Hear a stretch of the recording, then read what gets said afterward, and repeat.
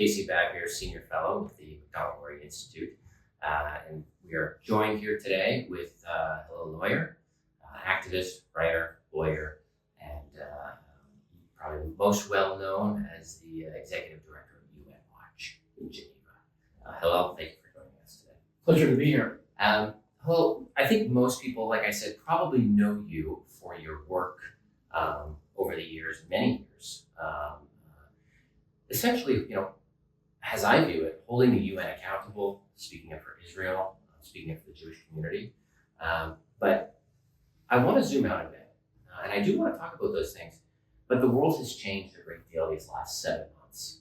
And so I want to sort of level set here and get your thoughts on what has changed and what is this situation that we're now dealing with in terms of Israel and anti-Semitism since October 7th. How is it different today than it was maybe 8 months ago? Yeah, look, it did change. And as you said, I've been at the UN now for 20 years, watching them, especially in Geneva at the Human Rights Council. And if you asked me on October 6th, if you said, can the UN get much worse? I would say I'm not sure. I don't really see how that's possible. And yet it did happen. Since October 7th, an array of UN officials, from the Secretary General to the heads of the World Health Organization, human rights experts, so-called, have been completely unshackled by any sense of balance. If they had some restraints before, which there were few, but there were some, they're gone, and there's just a race to put out whatever can be the most extreme condemnation of Israel, and as fast as possible without waiting for any verification. We saw it most infamously on October 17th when the story went out, New York Times headline, that Israel, the headline reads, Israel bombs hospital in Gaza, kills 500 people. The story went all around the world. And everyone from major media, New York Times headline, homepage of their website, to human rights groups, that's Amnesty International and Human Rights Watch, which are extremely anti-Israel. And the very institutions that we count on to verify, because all of us can just share anything on social media, but we do rely on institutions, those kinds of institutions, to verify in a way that they didn't.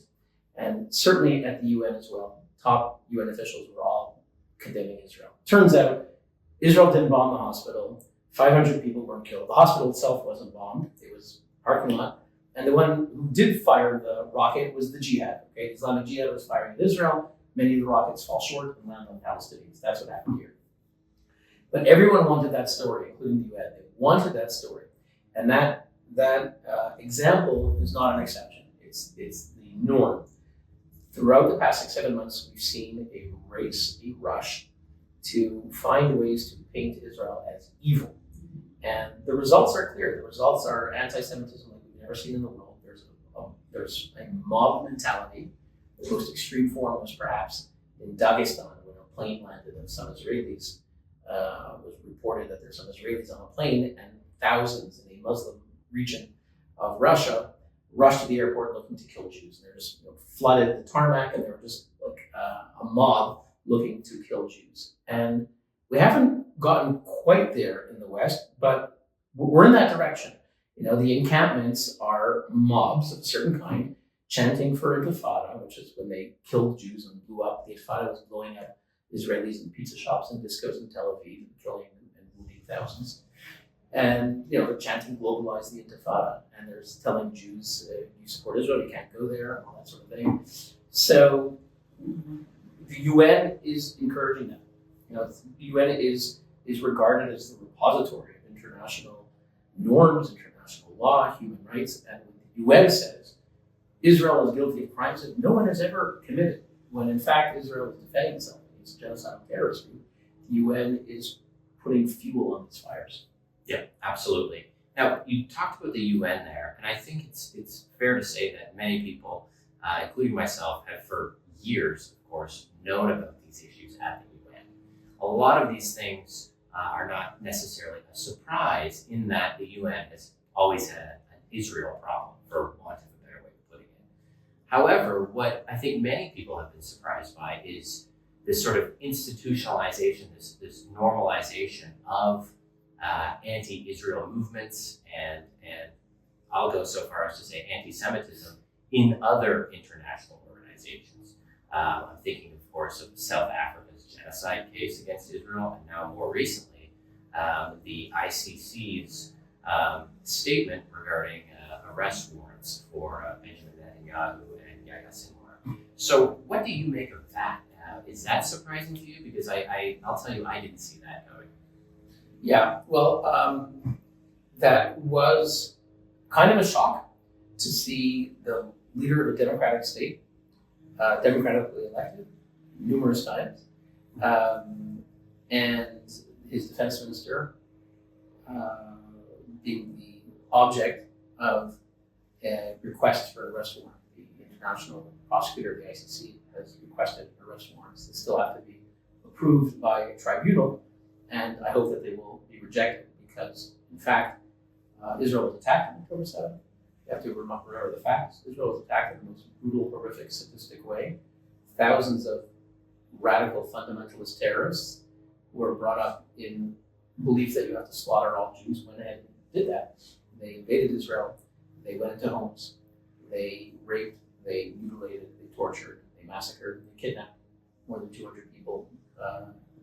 More than 100 of them are still kidnapped and are being tortured as we speak. So Israel has the obligation to defend itself. Hamas said they want to do it again, and Israel is going after the terrorists.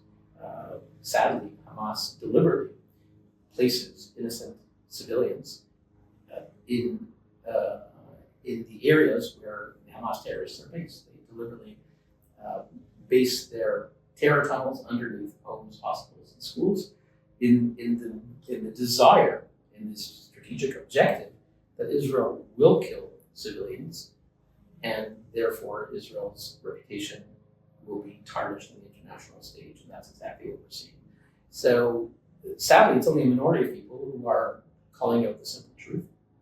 And John Spencer, who's the leading expert in the world at West Point, who's a professor of urban warfare, has said that no army in history, including the Americans who fought in Mosul and Afghanistan and Iraq, has ever achieved that lower ratio, because at the end of the day, any military is allowed to target combatants, Hamas terrorists in this case, and if civilians are killed, it's tragic, but that's part of war.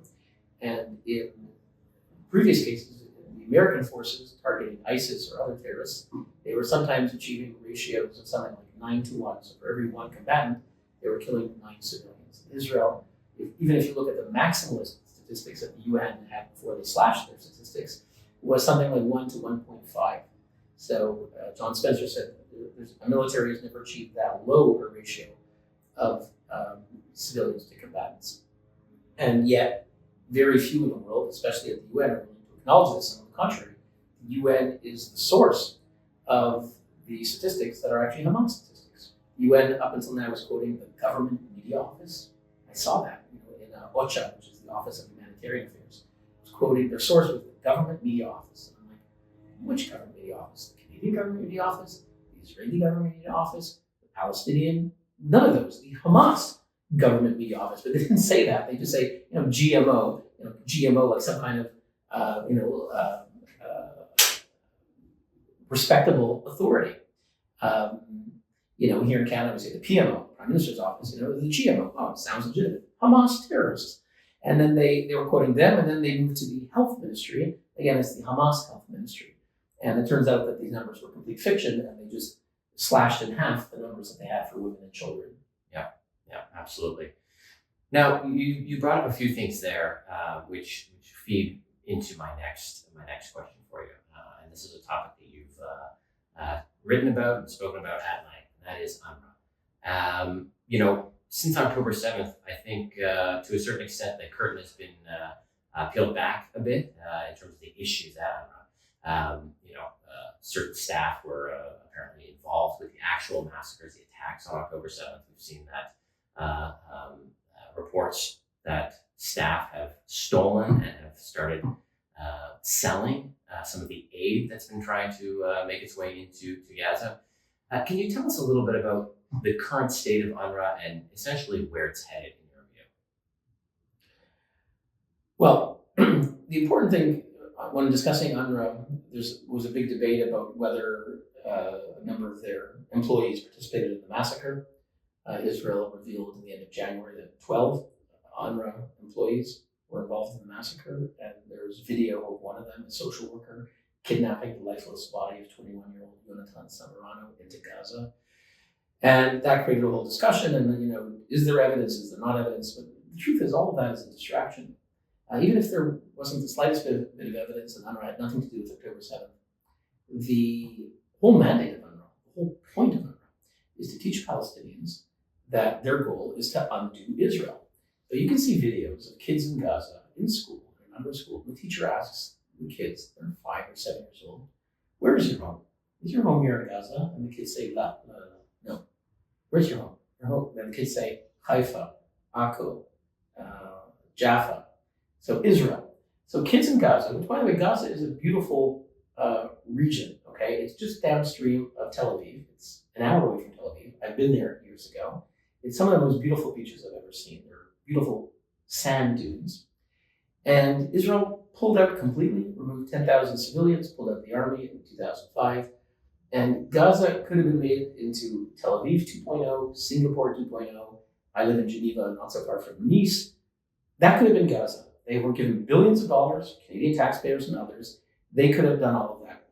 And their Arab brothers did that in Dubai and built an incredibly successful area. But instead, UNRWA schools taught them your home isn't here. So when we gave them billions of dollars in cement, rather than build homes, hospitals, and schools, which we were told we were funding, they used the cement to go to their home, what UNRWA told them. So they built hundreds of miles of terror tunnels into Israel. And that October 7th was them enacting what they were termed the right of return to undo Israel. So thousands went into Israel. At least half of them are graduates of UNRWA schools. No one's ever talked about that. UNRWA's never said, oh, maybe there's a problem with our schools. That at least, because UNRWA runs at least half the schools in Gaza. So the whole point of UNRWA is to tell Palestinians living in Gaza and the West Bank, who, according to the UN, that's Palestine. So they're born in Palestine, living in Palestine, they're refugees. Well, why? So the whole point of UNRWA is really the narrative that enabled and empowered a direct line to October 7th. So even if there wasn't any evidence at all, that is what the whole point of UNRWA. What we should be doing is saying, help Palestinians? Absolutely. Give them millions of dollars? Absolutely. But to build up, not to build down terror tunnels. So Dr. Einat Wilf has said this: if Palestinians in Gaza will sign that they renounce any claim that they have a right to undo Israel, and if they sign that their home is here in Gaza, give them all the money that they need. But if they're being taught the opposite, that their home is not in Gaza, then none of the money will go for anything good. It's going to go for the Hamas UNRWA narrative, and all the money that Canada's sending and the other countries, it's all going to support a narrative of grievance, war, and terrorism. Absolutely. One last question, if I may. You mentioned that you're in Geneva. We're here right now in Canada. I mean, Canada has one of the world's largest Jewish populations, as you know. You're from Montreal. There are a lot of people here in Canada. I would say probably the large majority of the nation's Jewish population is feeling vulnerable right now. They're feeling under threat, and they feel that they aren't supported, really, since October 7th. What do you think needs to happen for not just the Jewish population in Canada, but throughout the world, for people to once again sort of feel safe, feel like they're supported, and to feel like they have a voice that's heard? Yeah, look, I think we're seeing a direct connection between the conflict between Hamas and Israel and what's happening in our streets, certainly throughout the Western world. Actually, seeing more clashes and troubles in the Western world than actually in the Arab streets, which is interesting. Partly because in the Arab world, there is no freedom of speech and freedom of assembly.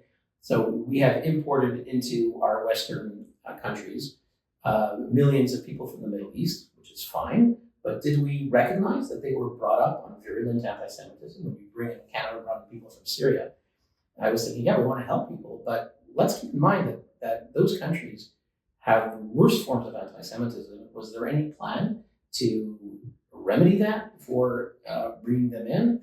And so people come in here, and back in the Arab capitals, they actually can't just do a rally, but here in Canada, they can. And it's notable that Canada's a country which became notorious because during COVID, when there were protests here in Ottawa, the Canadian government did something that never happened in history before. They declared an emergency.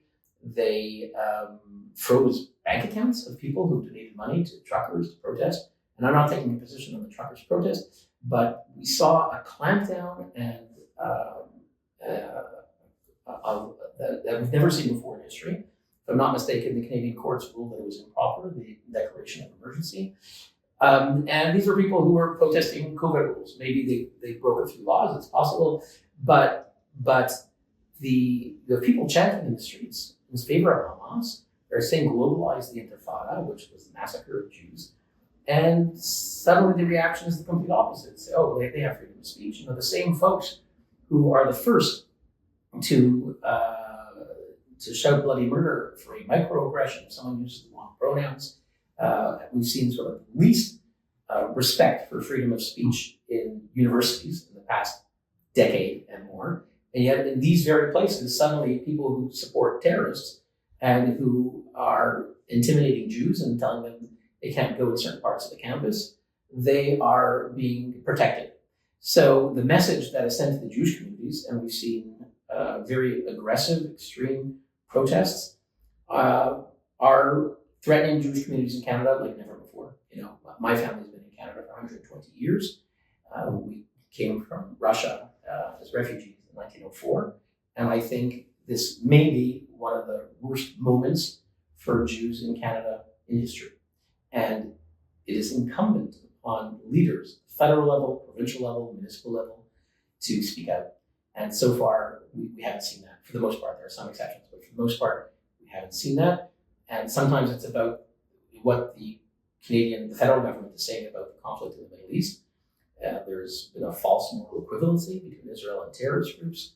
And there's been votes at the UN against Israel. These send signals to the radicals.